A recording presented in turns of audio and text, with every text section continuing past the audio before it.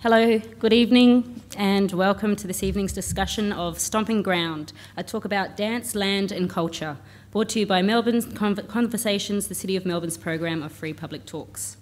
My name's Nikki Ashby and I'm from the Narungga and Gunner Nations in South Australia. I am an independent dancer, dance teacher and creative producer director. Before we get underway, I'd like to acknowledge that we're meeting on the land of the Wurundjeri people, and I want to pay my respect to the elders past and present. So this evening's event coincides with the National Dance Forum that finished yesterday at the Footscray Arts Centre and Dance Massive.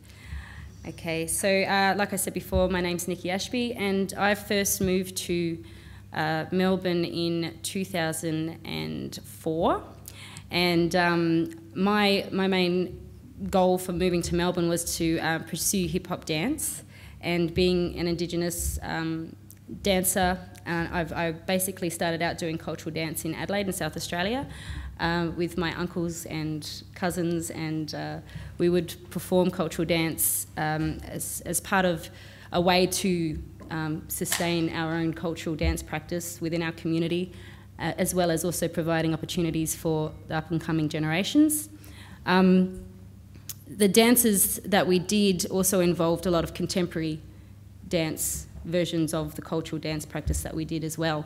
So I guess this topic of discussion is really about why is traditional dance so important, and to be inclusive within contemporary dance practice as well in Victoria. So having said that, I'm going to go straight into introducing our panellists. First of all, we have Marilyn Miller. And Marilyn was Australia's National Indigenous Dance Coordinator 2007-2009 and CEO of one of Australia's newest arts organisations, Black Dance Australia Limited 2010-2011. She's worked in a variety of capacities since being sole female co-founder, dancer, choreographer of Australia's first Indigenous mainstream dance company, Aboriginal Islander Dance Theatre. The company ranging from actor, dancer, dance teacher, choreographer, artist director and arts administrator. Please make her welcome. Next up we have Clinton Nain, is a visual performing artist. Clinton has both Aboriginal and Torres Strait Islander heritage. Gulpilil and Miriam, is that right? Yes. He has exhibited with numerous leading Australian commercial art galleries and is currently with Alkiston Gallery. Primarily a visual artist, Clinton's creative work has led him to use other art forms such as performing arts and video installation. Clinton claims his Torres Strait Islander culture through traditional dance and song that was passed down by his mother. Please make Clinton welcome.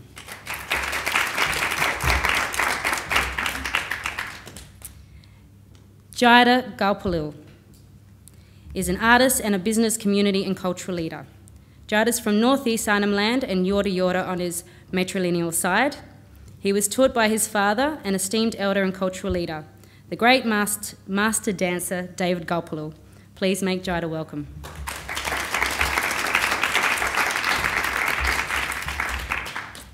And finally, we have Alan Brown. He's been a director of Victorian Aboriginal Health Service for over 30 years. He has extensive experience in Aboriginal health on a state and national level. He is an active member of VAR's local community and is involved in a host of activities. He's been a leader in the Melbourne Indigenous community, heading up organisations as diverse as the Victorian Aboriginal Health Service, Koori College, Bunjalaka at Melbourne Museum, and running programs for Victorian Aboriginal youth sport and recreation. Please make Alan welcome. So, as I sort of addressed before, we were talking about how cultural dance and, well, dance, land and culture, basically, and how cultural dance is and should be an inclusive part of contemporary dance practice, and why is it so important. For myself, coming to Melbourne, and first of all, I got into the hip-hop scene here in Melbourne, and before I sort of connected with the Indigenous community here. And as a hip-hop artist, it was a lot easier to find work and to find, a consistent flow of groups and companies to be able to, collaborate with and incorporate my style of dance.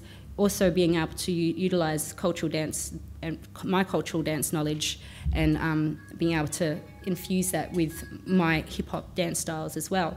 And that's basically from my own cultural knowledge from my homeland. And then I sort of merged into more of the Indigenous dance scene here in Melbourne, using connections with the Wurundjeri mob and also the Bunurong local community, and being able to sort of use my choreographical skill and also to develop works with cultural dance through the Bunurong dance community in that as well. So, hello. She wants to get up on the panel as well. So I think I'll just address Marilyn, basically just to open up a discussion about dance, land and culture. Why is it so important? And also give a little bit of a background about where you're from and how you came to be where you are now, I guess. Okay. Good evening, everyone. I'm, like Nikki said, I'm Marilyn Miller. But I'm actually, my heritage is Yalanji as well as Wanyi. Yalanji is from the rainforest, North Queensland, and Wanyi is like the semi-arid geography around Mount Isa and north of Mount Isa, an area called Lawn Hill, which is actually, there's a lot of mining going on there, and you might have heard of a young man by the name of Marandu Yana and his battles with Century Zinc and the strike that happened there. That's another story. So basically I grew up in Cairns, and I grew up in a period when there was a lot of discussion about people's moving back onto their country, moving back to their homelands. So people would come down from the Cape and engage my father in conversations about how to actually do that. And I was inevitably the only child that was around. So rather than me annoying them, they'd sort of push me off to the side and give me these dance tasks to do. And it was always based on like cultural dancing, traditional dancing. So we'd have a bonfire, we'd be at the beach, and Marilyn would be over there practicing these dance steps that these people from the Cape had given me. And I'd finish them and go back again. And they'd be in these deep political conversations, and I'd be annoying them. I finished that one, what's next? They'd give me another one and move to the side, young girl. So that was basically my introduction to cultural dancing from Aboriginal side. One of my uncles married in Torres Strait Island lady, and once again, I always humbugged the adults. So whenever she was going to feasting, I'd be hanging on to her legs going, can I come too? I'm the second eldest of my generation. So to keep me quiet, they would take me along to Torres Strait Island feasting. And once again, I don't know if you're familiar with that, but there's a lot of song and dance which happens at feasting. So in order to keep me occupied and quiet, they would let me get up and do the dancing. So that was my introduction to Torres Strait Island culture at a very young age. Oh, hello, that side of the room. So I was very fortunate to grow up with a diversity of cultural practice. At the age of 5, I then started classical ballet. So here was this little Murray girl. Up in Queensland, we just refer to ourselves as Murrays or Bummer. So here was this little Murray girl and her older sister being occupied through cultural dance from the mainland, through the Torres Strait Islands, and then through classical ballet. One of my other interests was the Highland Fling. Go figure. So I also got to learn the Highland Fling. I think I had a fascination with the way the kilt swung when you jumped around. So yeah, I was very fortunate to have that diversity of dance. For me, it was just a natural thing to do. And so later on in life, when I went to study, which was actually moving away from home and going to Sydney, to the Aboriginal Islander Dance Theatre, which was based in Sydney, it was about displacement. There was also cultural dance being offered at the college, and it still is to this day, from various parts of Australia, both mainland and the Torres Strait Islands. But there was still a sense of displacement. And when I went down for training, I was actually looking for the type of dancing that I was given as a child from the people of the Cape York. And it took me a while to actually draw that kind of alignment of being taught cultural dance in a very formal training manner, as well as, or to, the alignment to, the cultural dancing that I'd had as a young child. Of course, we also learnt a lot of contemporary techniques, and during that whole phase, it was about then how do we make valid our cultural dancing in a contemporary framework. We also refer to it as a Western framework. We often say that once we remove the dance from country, it immediately becomes contemporary or it immediately becomes Western. Yet there's also a line that once we create dance now and here, it is contemporary. But further down the track, be it a year, 2 years, 3 years, it will be traditional. That is a natural progression of culture. Yeah. So I think as we go on this evening, it's about keeping in mind the connection, the joining of all those areas that we'll be talking about: land, culture, language, as well as dance. That there is no disjoint when we talk about those. There's a natural thread that ties it all together.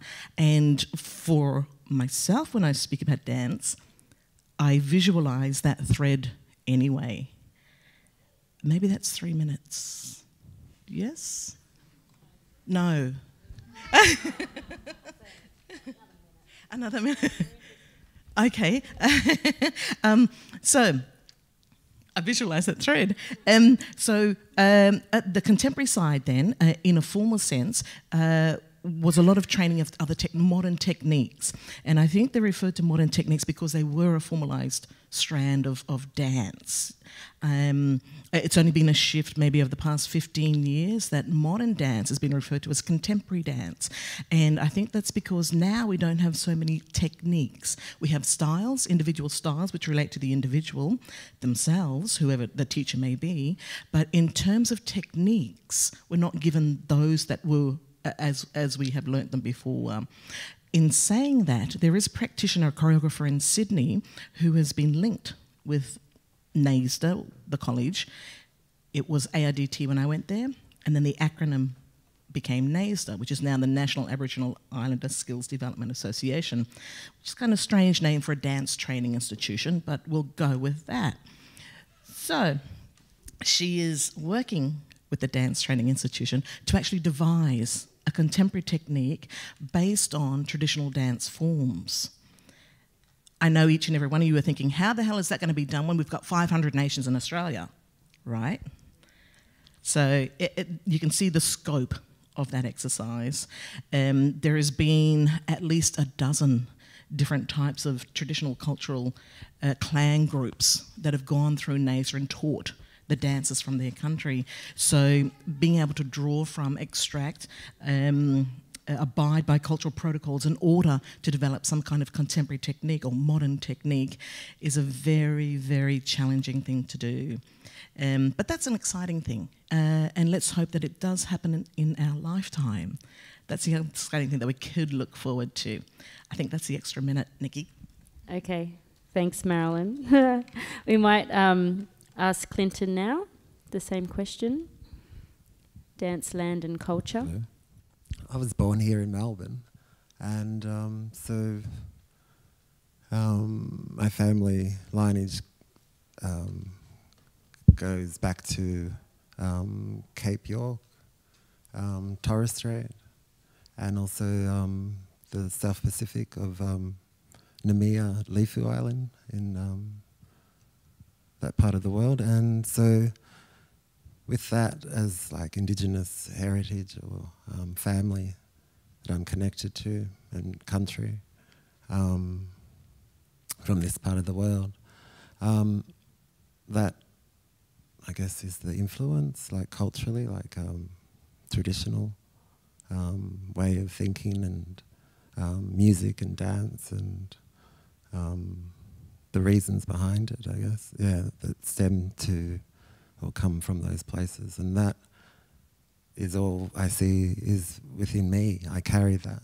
And so there's parts of me that, can dance, traditional Aboriginal dance from my grandfather's family, from the Cape, Google people. And that's on the eastern side, and then on the western side as well of the Cape.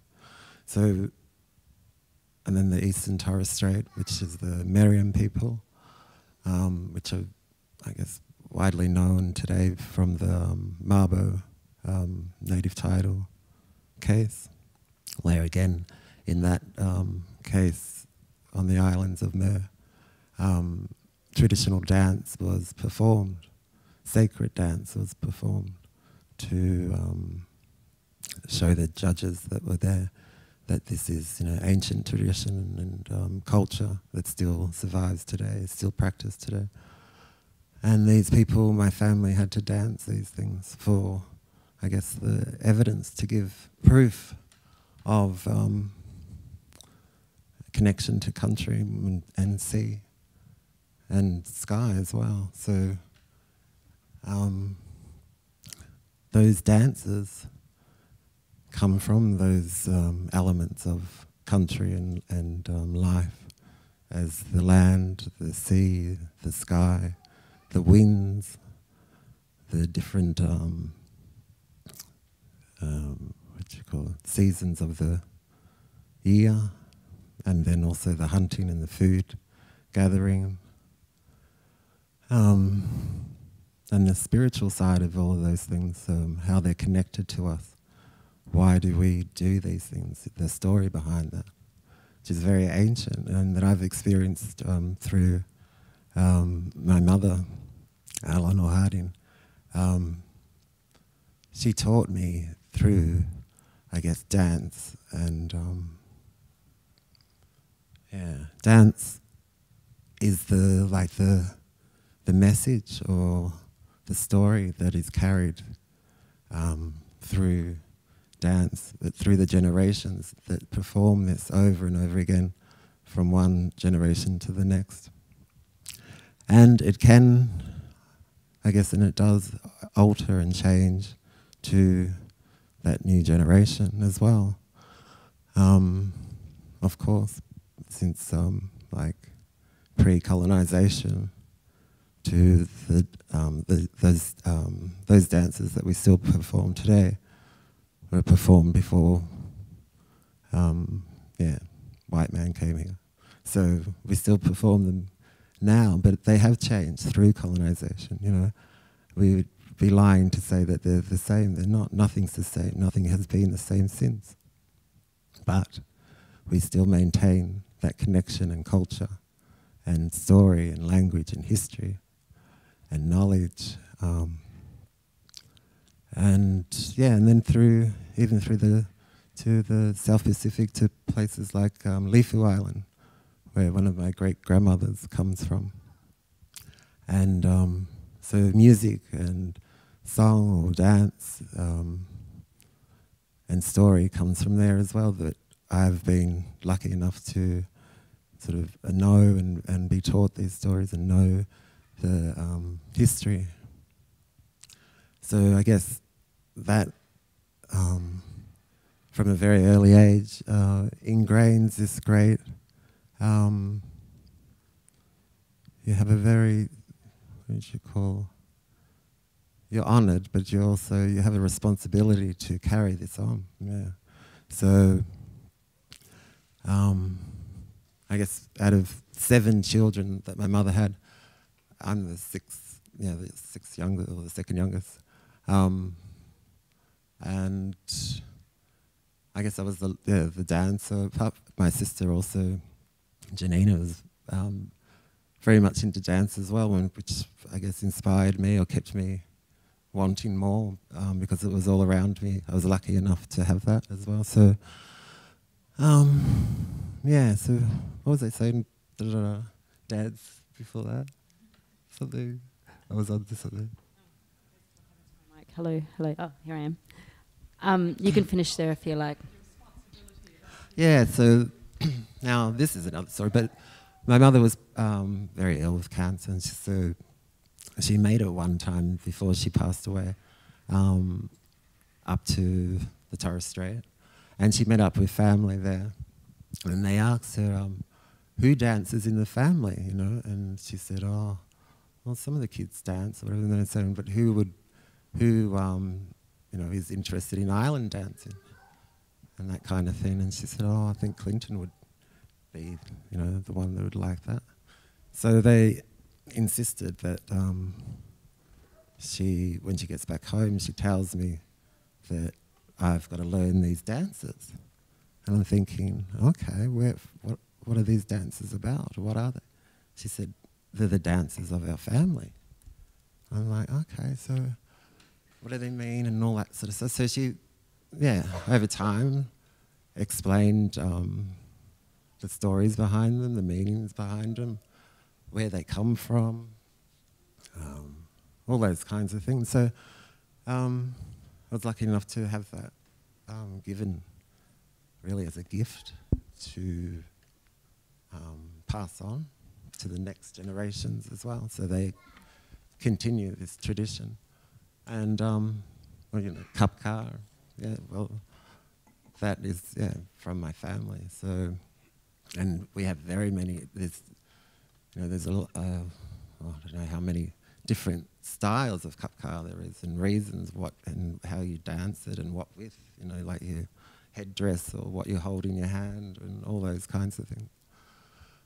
So there's that, that I've actually had this great honour to learn and to hopefully pass on to the children, the next generation, so they continue that. But I was just lucky enough to have great influence of dance and music and people that were in the entertainment world in my family and friends.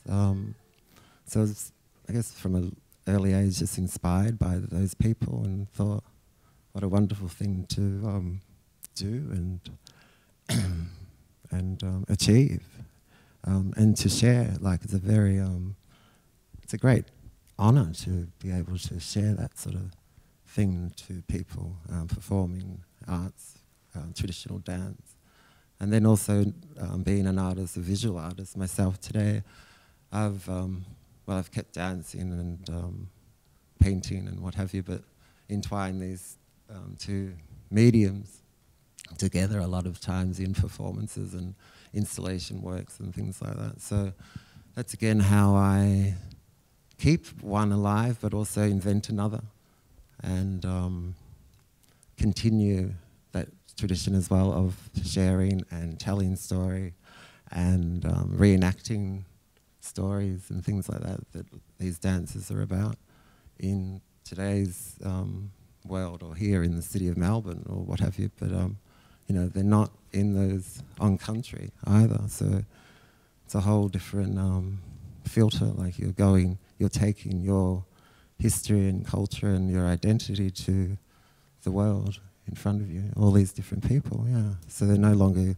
your family that are just sitting there watching you. But that happens, and that's a great feeling as well, to actually be with the mob, your own family, and dance traditional dance together as a family, and families then take turns and compete, and who can dance the longest and all that kind of thing. And it can go on right through into the early hours of the morning, and we sin up country. It's about dancing and sinning up the country and bringing those energies from all the families and people and those stories that come alive, and it's a great thrill and energizing feeling to be a part of, because you're taking part in the most ancient form of ceremony and togetherness and sharing with the people you love, your family and friends and what have you, and it's very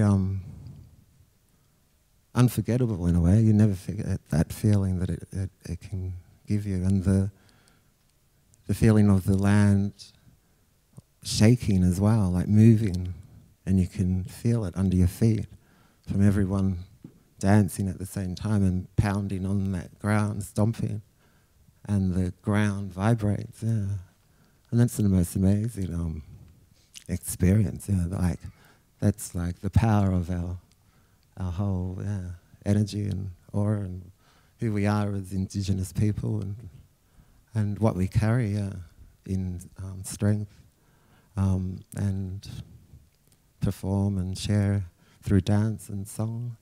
So yeah, my family also has a lot to do with the dance world here in Australia and NAISDA and all that kind of thing. So again, that were like cousins of mine that I was very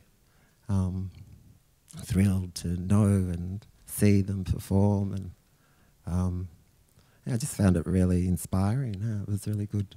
I feel like I've had a very privileged childhood or upbringing in that sense, that I had a lot of culture around me, and I guess my mother also made sure of that, like pushed us, all of us kids or whatever, into that. Never kept us away from that. Would always encourage us to watch it, look, and listen and take part, when you can and what have you. So it's also hard to say in 3 minutes, isn't it? So yeah, so that's it. It's a lot of information to get out there. But yeah, I feel like we need to have a bonfire and sit around campfire and tell a yarn. That would be better, wouldn't it? That's a general idea. Yeah. But thanks, Clinton. I've got a lot of questions for you coming up, so be ready. Jida, would you like to give a bit of a background on your history of cultural dance practice and how important it is, land and culture? Yeah, sure. Thanks, Nikki. Yeah, so those of you that don't know me, my name's Jida Gulpilil, and so my father's David Gulpilil. He's probably one of the most accomplished Australian actors in the world, and it's with that I have been honoured and privileged, to carry on my father's ways and share that here in Victoria. And I've done that all of my life. He was the first tribal person to really bring Aboriginal dance to a place like Melbourne or Sydney. And I'm 38 years old. I have been dancing here in Melbourne and being a mentor, and a teacher and a role model to young people for over 20 years. And, I have, the best part of that is that I have young people and even people that are older than me to say that I was their role model, and that you taught me a lot. And we are what we are now because of you, That means a lot to me. That means that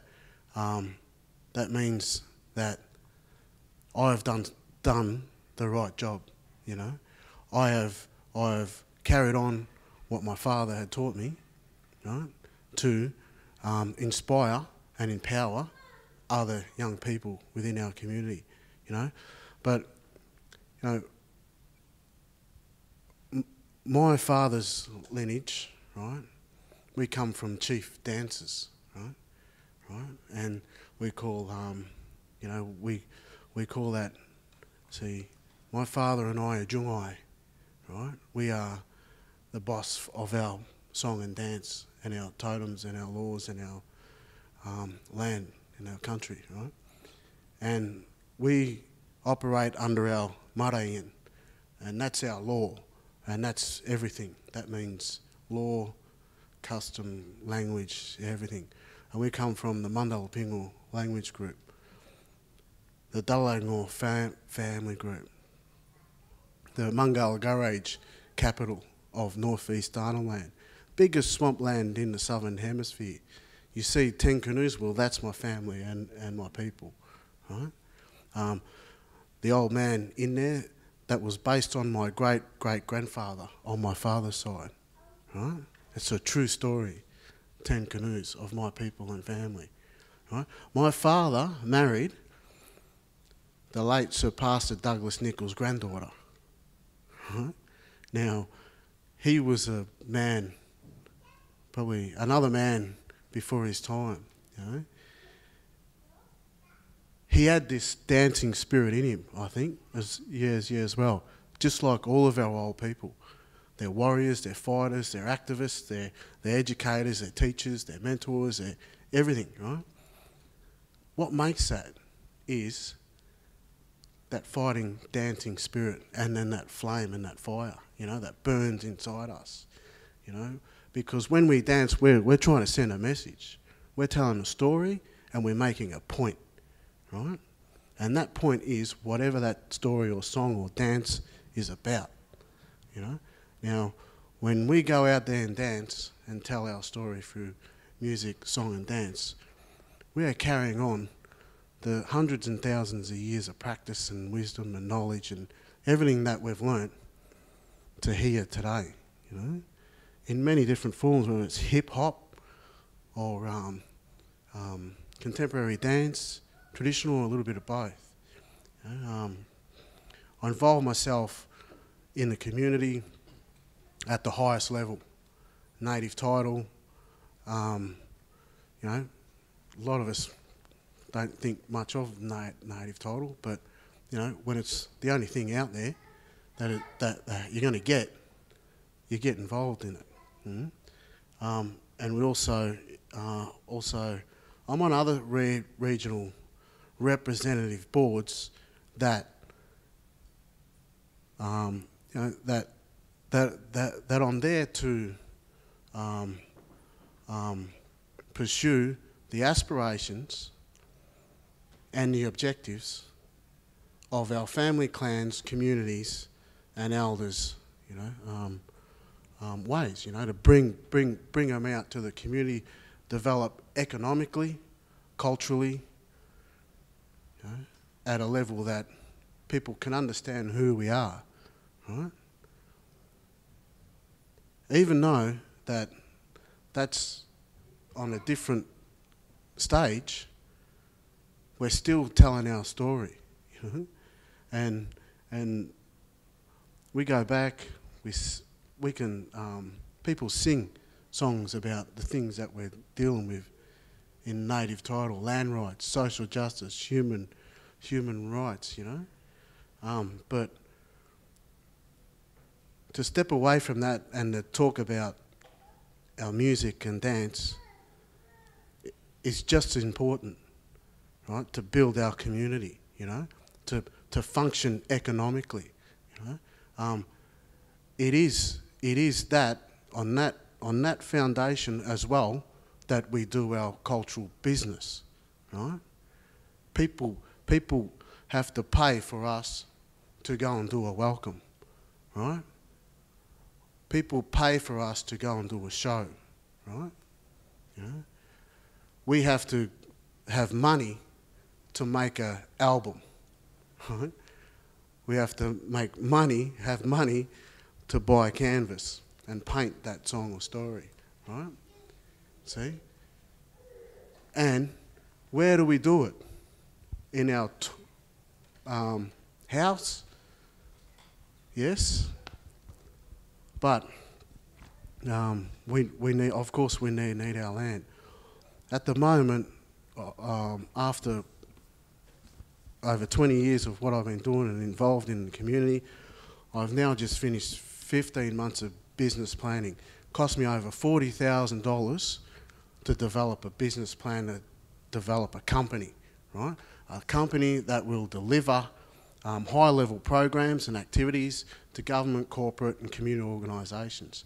Now, for me, the objective is to win contracts right out there in my communities to target, most importantly to me, my Aboriginal organisations, youth programs and men's programs, to inspire and empower those peoples in those existing programs, but bring the cultural element to that program, right? It's like men's circles, youth circles, right? Drug and alcohol, right? Programs. Now, we're getting sick, you know, people don't want to, they're getting tired of sitting around in a circle talking about each other's problems, right? Because it's the same, right? The thing, what we're trying to do now is change that. We're trying to get those men and those young people out to country, right? To practice our cultural business, right? Whatever that may be, music, song, dance, language, totems, paintings, fishing, hunting, travelling down the river in a boat or a canoe and just being with our elders and talking, right? night time, whenever, during the day, dance, song, music, whatever. So I suppose I've taken it upon myself to ensure that what I've learnt is being passed on, because I'm certainly not going to sit here and rely on other government-funded community organisations and stuff to put down on my lap, right, funding for me to go and empower and inspire my people. There's no way I'm going to sit there and do that, because I've been sitting at the native title table for over 10 years with my elders that have, a lot of them are gone now, right, and they'll never ever see the outcome of that settlement package that is being put on the table now in Bendigo, Swan Hill and Karain, right? Now, that's okay, that'll happen. Whatever comes out of that will come, right? But I have made sure that what I've developed is in line with our community and elders' aspirations and in line with the future to where we're going, because dance, music, song, land and culture go hand in hand. See, and if we make sure that whatever we get out of native title is in line with whatever we're doing on the ground in our communities, it's going to work together, right? See, we can't wait on government, right? We have to develop our own business plan, right? Our own, in line with our aspirations. And that's certainly one thing that I've done. And I've been funded by IBA, which is a government-funded organisation, and been,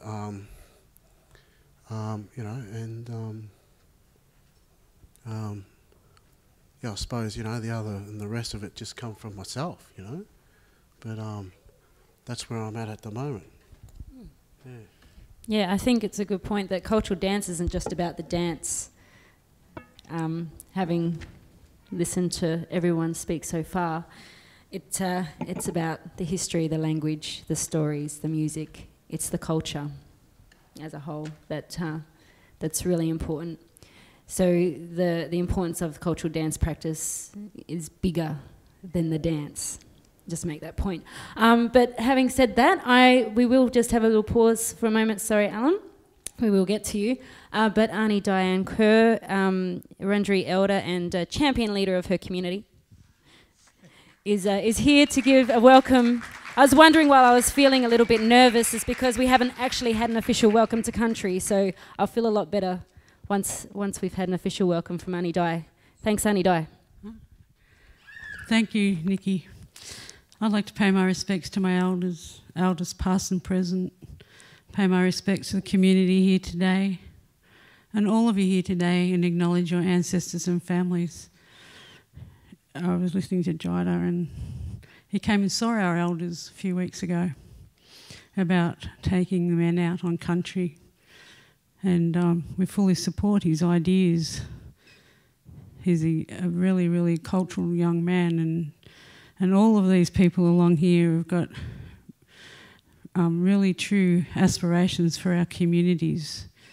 And they do it in different ways. And Nikki has taught my children many years ago to do some contemporary dance. And they've never forgotten her. And that's what it's all about, is knowing who is in the community and who you can turn to be able to be looked after. We have very, very many different Aboriginal cultures in this community, as well as other cultures from different worlds. When they come together, they're beautiful. And our stories are very important, and we all do it in different ways. I do my stories in jewellery. My niece does hers in possum skin burning. My sons do it with their painting. But we always sit and talk. We talk together, and then we talk as men and women. And sometimes you forget to do that because we have really, really busy lives, all of us. And especially the young ones. I applaud the young ones because I don't think I could be a young person in this day and age. It's very hard for them, and they need support out there in every culture I'm talking about.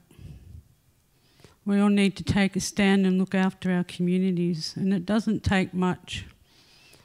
It just takes someone to say, yes, I'm going to do that, instead of waiting for others to do. And I have the privilege, I suppose I would say it is a privilege, that I'm an elder. But with my privileges comes sorrow, because I'm an elder at a young age, because I'm the eldest in my family. I don't have any generations above me. So I've had to take on my role at quite a serious age. So I do talk about harmony and well-being and working together, because I want our people to heal, I want them to aspire, and I want them to keep their culture. And it's a beautiful culture, and we have beautiful stories, and we need to share them. So while you're having a cuppa later, I hope they're giving you a cuppa, are they? Yes? No? Oh well, they will anyway. Have a yarn to each other while you're here, because you're different cultures that are here, and we need to share them. We need to know where everybody comes from. We need to know their religion. We need to know their story, because there's lots of beautiful stories out there, but no one knows them. And I firmly believe if we can speak to each other and share our stories, we can live in harmony by getting rid of racism and stigma. When we do that, our children live in peace. So I'd like to offer you my hand with cultural respect and dignity as a symbol of friendship and reconciliation, so that we can all walk together. May Bunjil, my creator, surround you and keep you safe on country. And on behalf of my elders, I say Waminjika, Wurundjeri Balak Yemen Gundibik. That means welcome to the home of Wurundjeri country.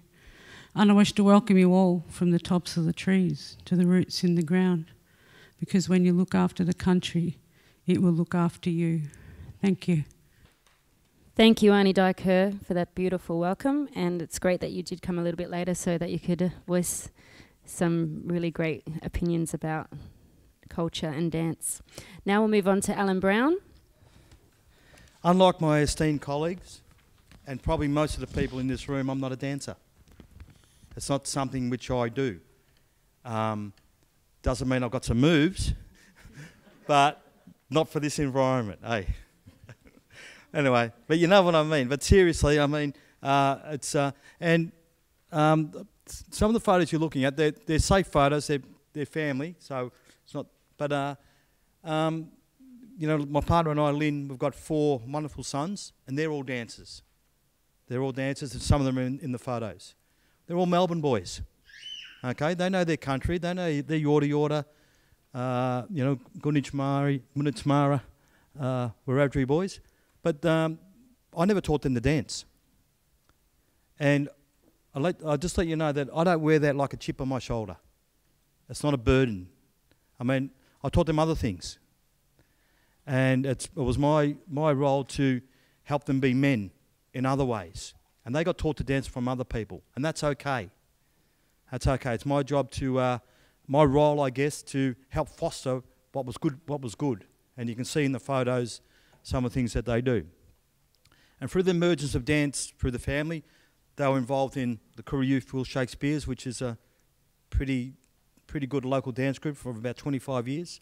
The eldest boy, Alan, has been there since the beginning. He's probably one of the top 4 or 5 Dig players in Melbourne. You know, and he's quite talented. So we were able to nurture. We were able to, as a family, we were able to discover what he was good at, and what is now his role. It's his role in our family: 4 sons, 10 grandchildren, countless nephews and nieces, and our big extended family from Melbourne. He's the head man, like this fella mentioned, in terms of the cultural aspects of what goes on. And like I said, we're Melbourne people. You know, we don't even live on our traditional country. But the fact that we still know how important it is and the sort of strength that it gives us is very, very important. And you've seen the young girls there as well, who in some ways have been, it's probably something we can talk about later, but in some ways have been kept, you know, sometimes the dance stuff is the boys' thing and the men's thing, And we've been working, particularly in Melbourne, to encourage women and the girls, to get involved and to do that stuff as well. Now, they paint up, and you can see them painting up, and you can see some of the young boys there, the pride in the things that they do. And it's a small world, because some of the dances they're doing connected to Coincide and the Cairns mob and the Chapakai and all that type of thing. So when we talk about dance and when we talk about what happens, we do live in a small world. But I guess, for a guy, bringing up young boys that want to dance, and then everyone else that wants to do it, and to be able to see the confidence that generates, their pride in themselves, all the well-being social determinants which you know about can be attributed to these fellas participating in dance, and about who they are, where they're from. They put on a performance. Sometimes they're entertainers, but they're always teachers, and they get out there and they're good. So, like I said, it's not a chip on my shoulder. I'm really happy just to help them do, because I taught them how to kick a footy. So there's things that you do and things that you don't do, and all that type of stuff. And I guess one of the things that we're doing is, we're keen to talk to Jida and other people, because we can see in the places where I'm involved how important dance is. And there's the spiritual connection, and my boys will go down to Gunich Mara and they'll learn the eel dance, which is particularly important. They've been to Cumragunja and they've talked about the swan dance. So they do go and rediscover or reinvent things which are important. They've one of the particularly significant things that this group have done is do dances at funerals. They didn't do it, but up until about 10 years ago maybe, now they get asked, unfortunately, to do a lot of funerals, but it's a spiritual passage, and it helps the grieving families. So, like I said, we're talking about Melbourne people here, all that type of stuff. I guess just to wind up, I don't know if you might have seen this. Just to make the point, the Courier Mail, all right, we have survived. I can pass this around. The kid on the front is 6 years old. His name's Cedric Riley Brown. He's leading a group of about 40 dancers. Okay, he's up the front doing that type of stuff. Now, he certainly doesn't understand the political significance of leading the We Have Survived dance group out front like that. But the point I'm trying to really impress upon you is how good is it when we can get young kids like Cedric and all the rest, to give them the confidence, that these fellow and other people sort of pass on, to be able to get up and to show how it's all about the well-being. Cedric's well-being, he's got problems at school. He doesn't like it when his mum and dad argue, and he's never got enough money for ice creams. But when he gets up, he's a boy, but when he gets up and paints up, he's a good dancer, and he's proud of who he is. And I think that's the point I just wanted to make.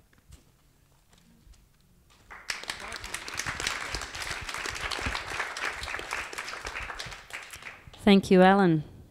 Great point there. I'd like to thank our panellists for their intros. We'd like to take it to the audience now, just because of time, running out of time, and we'd like to sort of get as many questions as we can. So we've got the microphone, going around. So is there any questions to any of our speakers? My question is, how do we protect ourselves with what we have been sort of not allowed to have, especially Indigenous culture? How do we have access to it? This is the first access that I've really ever had, especially to dance and conversation in my whole life. I'm 54 too. I'm 54 years old and I've had just about no connection to it. Where do you start? Thanks. Thank you, Brett, for sharing not only your history but also the context of your question. You raise very pertinent points. One about the role of dance for an individual in terms of the protection, and that's not only in a physical sense, that's also in a psychological sense, and that's something that as Indigenous dancers a lot of practitioners can relate to. So I would say to you, don't feel alone in that, and I'm sure you don't when you are dancing. It's one thing that actually joins people regardless of your background or geography or age. It's definitely a link. In terms of Aboriginal dancers and opportunity that we've had, actually I'll just transgress here and go to a point. You would have heard several of us mention the word privilege as we were talking, and it struck me that maybe the context of that is slightly different for you than what it is for us. When I use the word privilege, I use it in the sense that I was able to tap into a lot of avenues that weren't there for my parents or grandparents, that were denied, which is exactly what Brett was talking about in his context of him being able to dance. So I find that we've got there's an immediate similarity or an immediate connection in that respect. It is my generation, our generation here, that has forged the paths of opportunity through dance for our young people. When you think that really our companies, our formal structures for contemporary dance only started to exist from 1989, we are still very young. When you think that the first Indigenous cultural dancing was done at the Opera House in 1973 by the Lardle people from Wellington Island, we're still very young, you know. So, Brett, there is a long history of things not being available, and I think that's to people generally. And when you're talking about culture, it's about what has gone beforehand. And I think for a young nation that we refer to as Australia, it's important to keep in mind as these questions arise, when we look at people's individual placements in society, I think we naturally have to go, well, what is their journey in this young nation? Were there the immigrants that came to Melbourne and helped establish this particular place on the lands of people that already existed here who had their own cultural practices? Or were they convicts that were brought out to Sydney who once again shoved people further and further to the mountains and then over them? You know, like I think we need to keep that kind of context in place. But definitely dance. I think if that's it, and I say that to everybody, you know, like there's that fabulous saying that says like dance like nobody's watching, just as long as you don't get caught. I encourage it. Yeah, well said, Marilyn. She's a great speaker, isn't she? Marilyn's one of my idols as well, so I'll just mention that as well. I used to watch her in Bangarra when I was growing up, so she was one of my inspirations as well in terms of traditional contemporary dance performance and practice. Now she's blushing. But yeah, and I'm sitting up here alongside of her, which is a privilege. Anyone else? Yes. Alan, I'd be very interested to hear more about the connection, the spiritual with dance. Okay, I'll have a crack at it, then I'm going to hand to my colleagues. The spiritual connection, I mean, when I don't want people to, when I talk about the boys dancing in Melbourne, I don't want people to think it's, I know you don't, but it's not in a context of it's a sham, it's pretend, and it's entertaining. I mean, they do a lot of private dances, and that's when that's a little bit different, but they also sometimes have to, perform. And I think, that's but the spiritual connection is particularly important when they get asked to do a dance. The dance might go for 20 minutes, but it takes them an hour or longer to prepare. There's a whole host of different things there, and they've got to paint the young boys up, they've got to paint themselves. So there is a whole series of protocols and processes that go in place, and it's a connection. They talk about acknowledging country, they talk about where they're from, and the importance. They do some dances in language and all that type of thing. So what it's done is it's given it's helped develop their spiritual connection back to country and who they are. There's no doubt about that. They go back home, they talk to elders, and like the eel dance, there wasn't one around. And that's particularly important for Gunditjmara people, because eel is one of the main sources of food, and most of our dances are around that type of activity. So they designed an eel dance, and what is now contemporary will become traditional. And they're passing that on. So that's the spiritual connection back to country. You can understand the importance of the eel for the Gunditjmara people. I think that. Do you want to have a? Yeah. We live in a day and age where, you know, life tends to take over a lot of the things that we do. Particularly, one thing that connects us back to country is our identity, and to create that through a lot of the different things that we do in community, that forms that spiritual connection. You know, we are visiting our sites, we're repatriating our ancestral remains from other parts of the world back to country, you know, via Melbourne Airport, you know, and you know, the health and the well-being of our people and is important, and the way that we keep that strong is ensuring that there's a pathway from what our business is and our survivability, you know, into the future, you know, because we have to survive this. You know, it's up to people like Gulpilil and other dancers and artists and even and particularly elders to be, because we've all got a role in this part, and to keep that survival of that, and what it is, it's our spiritual connection, you know, to each other. You know? A place, it may not be country anymore, but it's certainly here in Melbourne, and it's through people, the right people that belong to this country. See, if we connect to them properly, then that's the right way. See, that's the pathway. That brings us here to the spirituality of Wurundjeri, under the Bunjil, you know, or Bunjil. Right? That just gives you an idea, a little bit about how spirituality is connected, you know.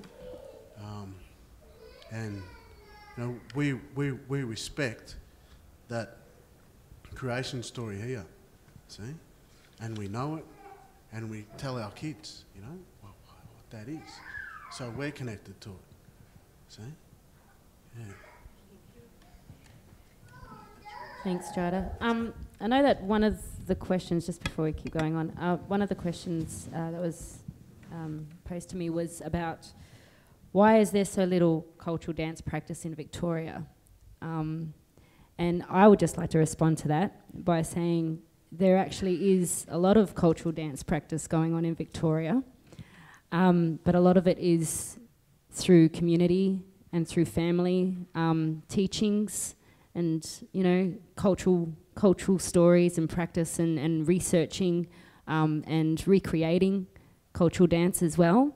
I know Jacob Boehm, who's with Idja Dance Company, is also, you know, he's been doing a lot of research over the years, and in consultation with Bunwurrung elder Annie Carolyn Briggs, and, you know, just recreating dance through you know, research and finding resources through history and, you know, archaeology books and things like that. But also in terms of the cultural dance practice and the sustainability, I think that a big thing has been that it's always been going on. It's always been a major part of who we are and our identity.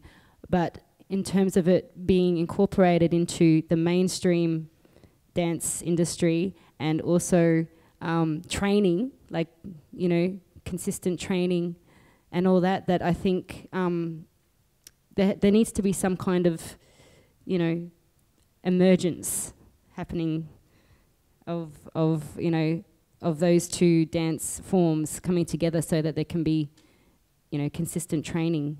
And I just want to kind of get that kind of topic of discussion happening. So is there a lack of dance in Victoria, or cultural dance practice? And if so, why? Does anyone want to answer that? Helen? I think one of the challenges is to think that it's all too hard, and to think that that it is gone. I mean, certainly the people who dance don't think like that, and I've seen dances be created by conversations. I've seen, and the dancers will come to a scenario and they'll work it out. So that spirituality which you sort of asked about, or that cultural connection Jida's talking about, is inherent in the dancers. And it's just about how do we get that out? How do we say to a young man or young girl or adult that it's okay to show expression, it's okay to show who you are, it's okay to bring that out and to create something, some movement from that.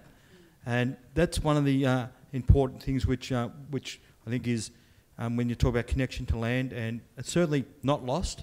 And it's okay to recreate. Sometimes we get caught up in it's gone, it's in the museum, maybe we can't do it anymore. Well, that's not true. The people that I'm involved in and all the others, they all know, they don't think like that. They are creative people and will create something new which will become history, will become tradition. That's, I think, but what I'm saying is it's there. I don't know if I'm expressing that well, but I've seen that happen. I've seen these young men and young women do it. And they live 10 kilometres from here.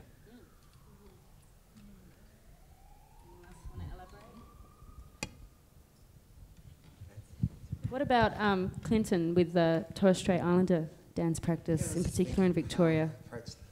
Yeah.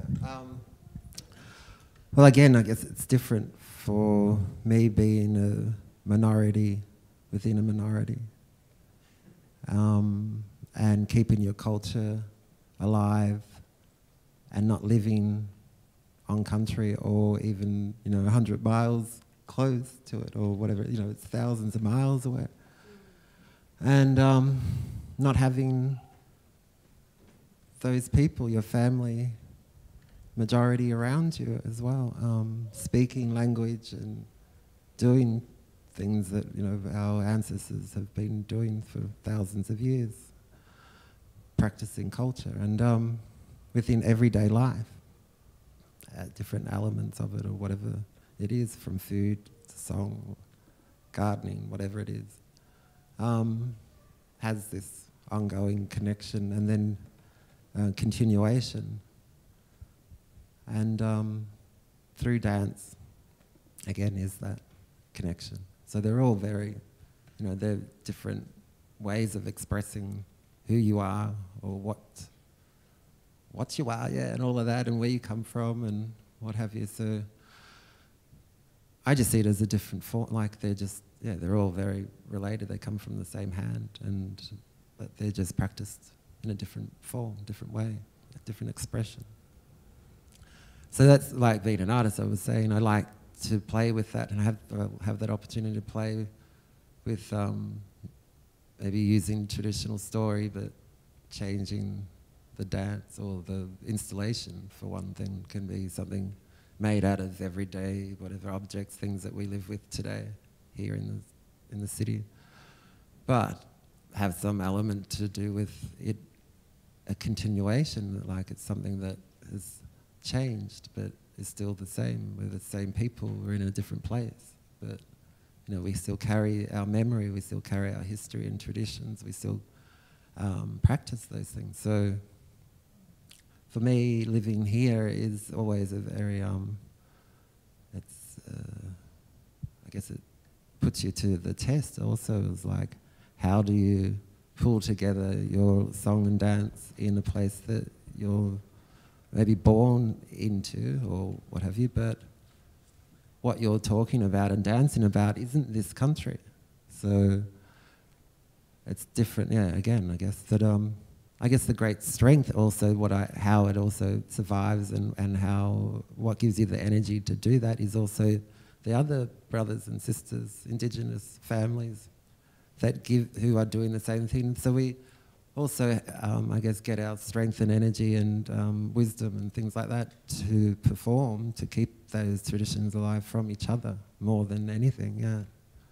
And it's not really about what we're standing on, it's about where we've come from and where we're going to, you know, and why we're here. So that's an expression, and it's a story in itself. Clinton, I don't know if I'm on track, but I'm thinking that you're drawing on the primal that might be deep within you. Is that your experience of your dance? Well, knowing that it is, yeah. It's because if you're saying that an from time immemorial, you know, the change. dances that, yeah, that come, what I practice, that come from time immemorial. Say that it's time before time, and there's you know, history connected to those things that are from when what we have today was created, like when these lands or islands came out of the sea. So that's my genealogy, my connection, your spirit? my spirit or my song lines, my land or song lines, the water song lines, the sky song lines, and how they connect, and how, like, I'm connected to her family, and so on and so on. And how we share similar things and language and whatever it is, yeah, that we're very much connected, yeah.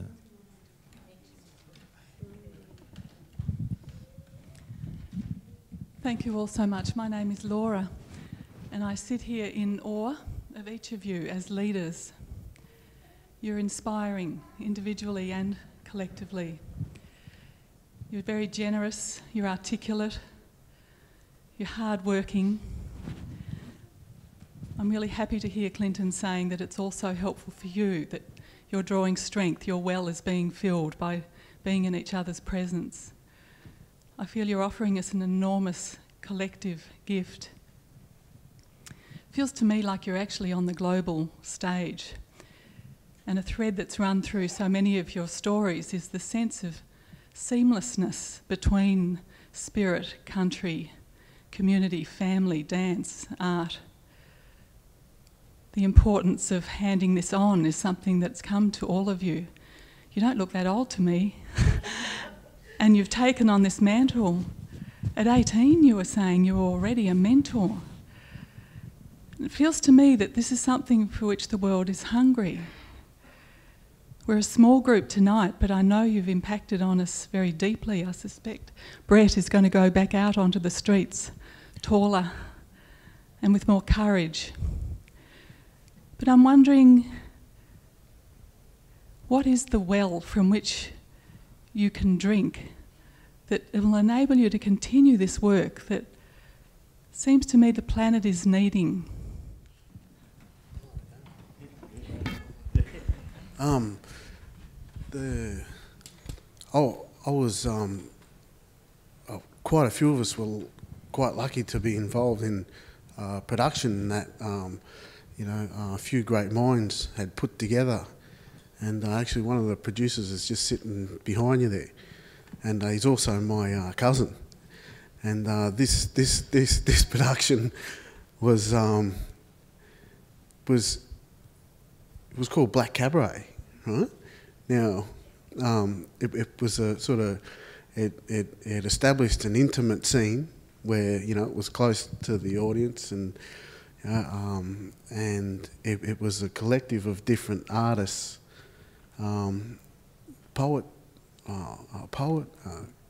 comedians, singer-songwriters and dancers. And what a way to really bring out, some of the talent and stories that people had to tell. And, there's people like Uncle Kutcha Edwards, Uncle Dave Arden, Uncle Selwyn Burns, who were part of Coloured Stone, and Black Fire, and also Uncle Herb Patton, can't forget him, plays the gum leaf. Johnny Harding, who's got these amazing poetry, and stories. But, to answer your question, how do we help? We help by, it takes great minds with good hearts to develop a production like that. And, we were lucky to have Malthouse Theatre behind that. And I think by, being supportive and engaged in those sorts of productions at a high level that can travel regionally and employ people out in the regional areas that need jobs, I think that's just one idea that I suppose I could, bring. Yeah.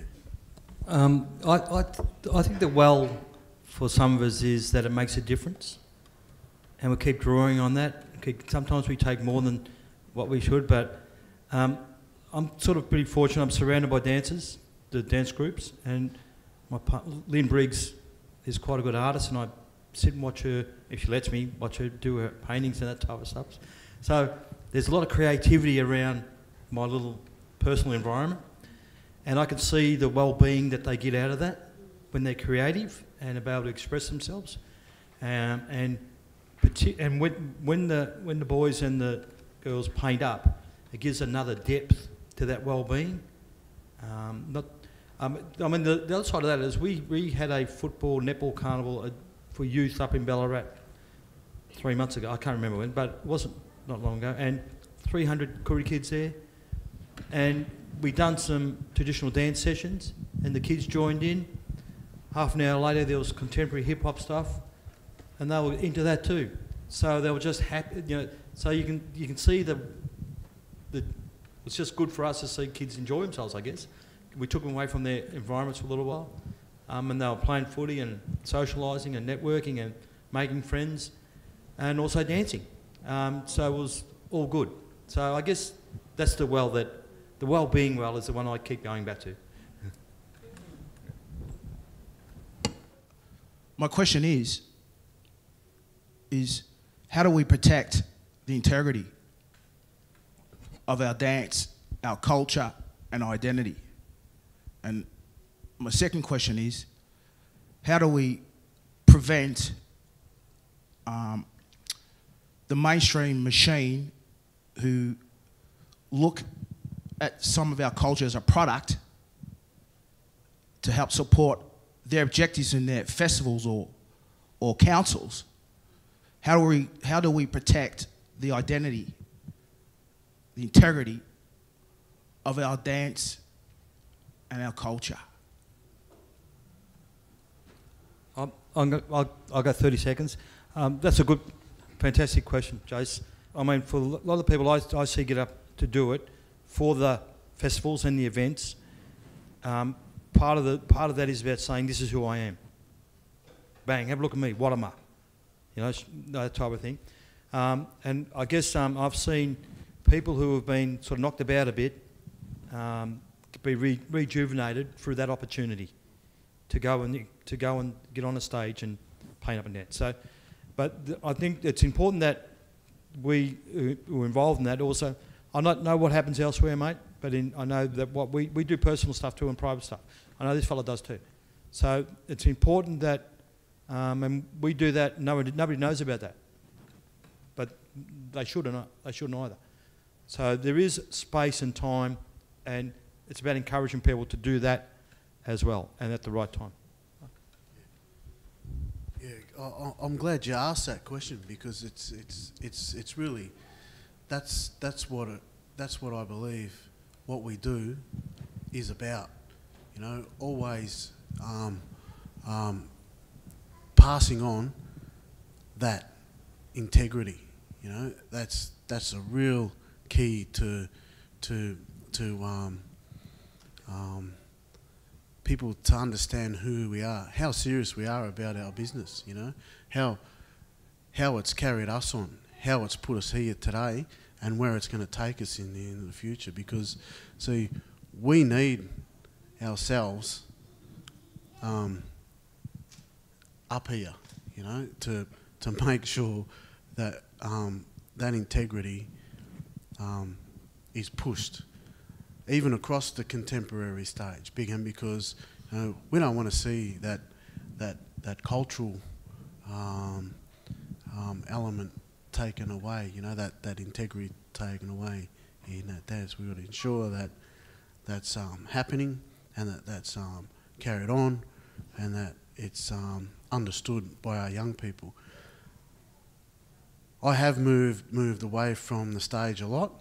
It's only just recently that I have been bringing music, song and dance to the festivals and the like and places, but probably the last 5 or 6 years we've really focused on doing our cultural business out on country, particularly around ceremonies, and trying to get our local councils or and people involved in what we're trying to do, like, for instance, repatriation, reburying ancestral remains that hasn't touched country for over 200 or so years, and also at the same time we teach our young people why we're doing this, right?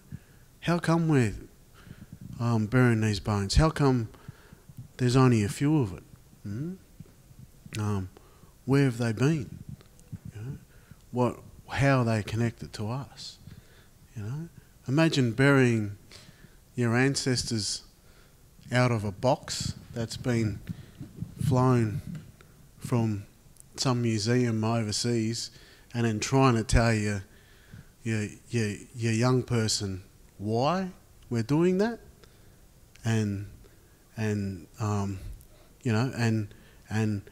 having something, trying to create some integrity about that ceremony, and that they should be proud that we're doing that. You know, we have funerals, many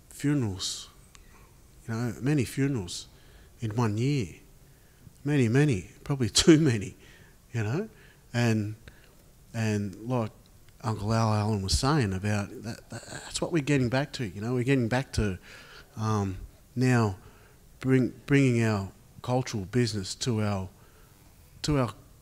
community, to our people, and to help strengthen and inspire ourselves, because we need more of our leaders to be, from the young people, to grow up and be strong just like us, and have knowledgeable skills and know how to pass that on. But that integrity has got to be there all the time. I think I've said enough about it. Yep. Just for my contribution, I think when we look at integrity, I think we need to look at the reason or the purpose as to why the dance is happening. And I think it stems even further back than that. I think when we look at cultural dance and the purpose of cultural dance is explained by Clinton when he was giving his briefing at the start of the evening, that therein lies the answer, and therein also lies the difference between Western dancing. When we look at the history of Western dancing and the purpose of that, we'll see that there is a huge gap there. One, like Clinton mentioned, is about singing up country. It's about connection to country. The other is about showpiece. It's about courting. It's about, and I'm thinking about the origins of classical dance here in the French courts and how they originated. And you will see immediately that there is a vast, vast difference. The showmanship of court dancing, and hence then classical dancing was all about performance. Dancing of Indigenous dance, cultural dance, is all about embodiment. It's also about connection to place, to country, to land. So when we talk about integrity, I think it's about remembering the origins of that dance and the purpose why those dances are being done. If it is simply for, and simply is probably the wrong word, but if it is for the continuation of those dances and the continuation of culture, that is one stream of purpose. If it is for the commercialization or performance of dance, that is another. So then we need to look at what role does integrity play. If we're looking at simply the, protecting integrity, then I would say that we're looking at cultural dance for the purpose of maintaining connection to country and the pursuance of culture. If we're looking at commercialism, then I think we're actually looking at the role that dance has in a broader spectrum. We're looking at it solely and purely as a form of dance. And there I think we actually draw in the thread between traditional or cultural and contemporary, in the sense that most of us think about contemporary. If we think of the here and now, we're talking about land and culture at country, and no doubt you've had a picture of the type of countries that Jida and Clinton and Alan come from, probably myself too, and then you think of Melbourne. I take part in these kind of forums, and then when I walk outside in the city, I go, oh, hang on a minute. I want to see eel country. I want to see swampland. I want to see islands, beaches, sand, and represented with a concrete jungle. Yeah? What I say to students when I teach them is that we must remember, although it may look like a concrete jungle, underneath that, the subterranean layers of that is culture. We have eons and eons of life underneath that concrete jungle. And it's still there if we take the time and if we take the space in a sensory approach to recognize it. If you take a walk up to that football field, there's a park there, and there are also these very ancient trees which are actually protected, yeah? And when I first came to Melbourne and I learned about those trees, funny, it was through a play about football that I visited the area. I just went, oh my gosh, here immediately we have the reminder, a living reminder of history. And we had the analogy of trees and roots from Annie Dye and her Welcome. There we have the embodiment of it. And I think as people, we have an immediate connection to that because we can simply walk to the park and say hello to the tree. Thank you, Marilyn. And thanks, Jason, for opening up that question. It was good. But let's thank Alan Brown, Jida Gulpilil, Clinton Nain, and Marilyn Miller